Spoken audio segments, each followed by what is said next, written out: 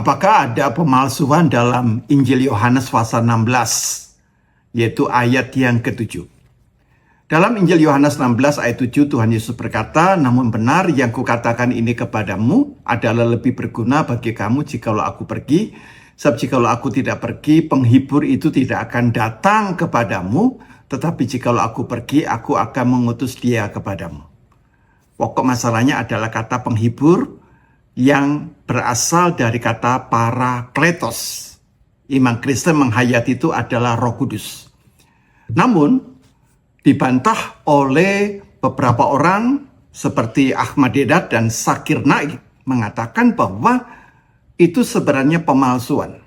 Karena seharusnya dipergunakan kata periklutos, bukan parakletos. Nah, kita menyikapinya dengan melihat data. Misalnya kalau kita perhatikan di dalam P66 itu atau papirus 66 yang usianya antara 150 sampai 200, di sana kita menjumpai Injil Yohanes yang lengkap, pasal 1 sampai pasal 21. Lalu kita lihat lebih spesifik lagi, ada papirus 75, usianya antara 175 sampai 225. Di sana lebih spesifik tentang Injil Yohanes pasal 14 sampai dengan 16. Apa yang saudara lihat di situ, yaitu di dalam papirus itu sama sekali tidak pernah menggunakan kata periklutos, tapi konsisten menggunakan kata parakletos. Dan itu dikuatkan dengan kodeks-kodeks yang besar seperti kodeks Vatikanus.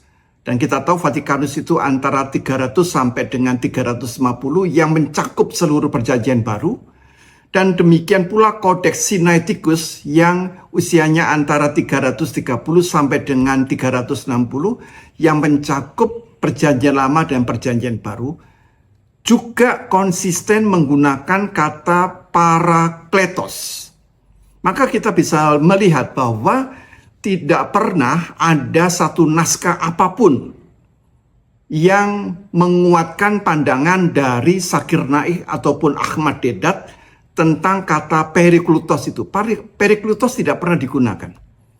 Maka kita bisa melihat bahwa itu merupakan sebuah opini, sebuah asumsi pribadi, lalu kita disuruh mencari asumsi itu dalam dokumen-dokumen yang tidak pernah ada.